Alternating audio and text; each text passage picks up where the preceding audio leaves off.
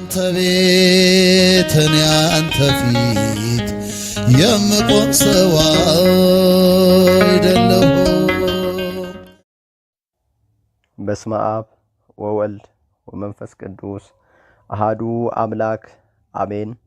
በሀገር ውስጥም ሆነ በውጭ ለምትገኙ ለመላው ኦርቶዶክስ ተዋሕዶ እምነት ተከታዮች በእግዚአብሔር ፍጹም ሰላም እላችኋለሁ። እንደምን ቆያችሁ? አሜን ብለን እንድናመሰግን የፈቀደና የወደደ አምላካችን እግዚአብሔር የተመሰገነ ይሁን። እንዲሁም ለእመቤታችን ለቅድስት ድንግል ማርያም ክብር ምስጋና ይሁን። በቅድሚያ ለሁላችሁም እንኳን ለዕርገት በዓል በሰላም በፍቅር በጤና አደረሳችሁ ማለት እወዳለሁ። ዛሬ ስለ ዕርገት እንማማራለን። አብራችሁን ቆዩ። በቀኖና ቤተ ክርስቲያን መሰረት የጌታ በዓላት 9 ናቸው። እነዚህም አበይት በዓላት ታላቅ በዓላት ይባላሉ። የኢትዮጵያ ኦርቶዶክስ ተዋሕዶ ቤተ ክርስቲያን ታሪክ በብፁዕ አቡነ ጎርጎርዮስ ገጽ 122 ዕርገት ከ9ኙ የጌታ በዓላት አንዱ ቢሆንም በምዕመናን ዘንድ ግን እምብዛም አይታወቅም። ዕርገት ከሙታን ከተነሳ 40ኛው ቀን ላይ የሚውል ሲሆን ለሐዋርያት መንፈስ ቅዱስን እንደሚልክላቸው ነግሯቸው ያረገበት ቀን ነው። ጌታችን ኢየሱስ ክርስቶስ አረገ። እነሆም አባቴ የሰጠውን ተስፋ መንፈስ ቅዱስ እኔ እልክላችኋለሁ፣ እናንተ ግን ኃይል እስክትላበሱ ድረስ በኢየሩሳሌም ከተማ ቆዩ። እስከ ቢታንያም አወጣቸው። እጆቹንም አንስቶ ባረካቸው። ሲባርካቸውም ከእነርሱ ተለየ፣ ወደ ሰማይም አረገ። እነርሱም ሰገዱለትና በብዙ ደስታ ወደ ኢየሩሳሌም ተመለሱ።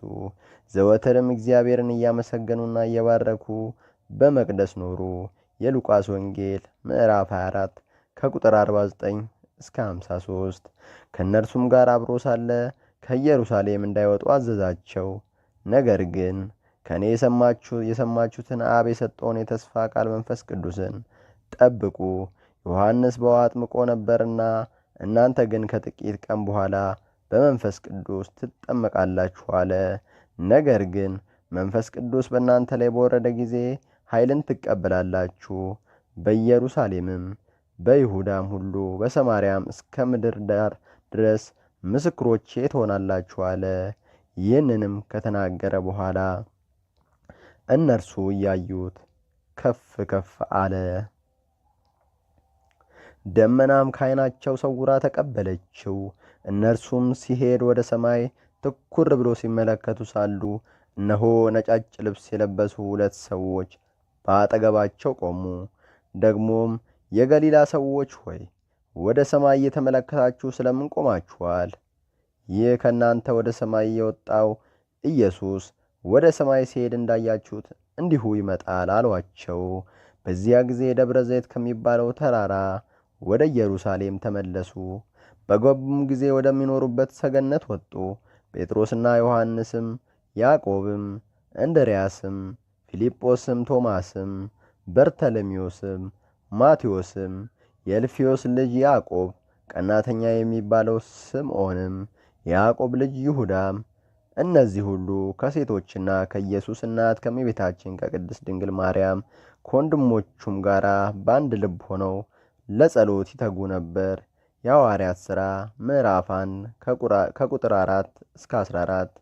ሞትን ድል አድርጎ ከሙታን ለተነሳው ወደ ሰማይም ላረገው ለጌታችን ለኢየሱስ ክርስቶስ ክብር ምስጋና ይሁን፣ አሜን። ወስብሐት ለእግዚአብሔር ወለወላዲቱ ድንግል ወለመስቀሉ ክቡር።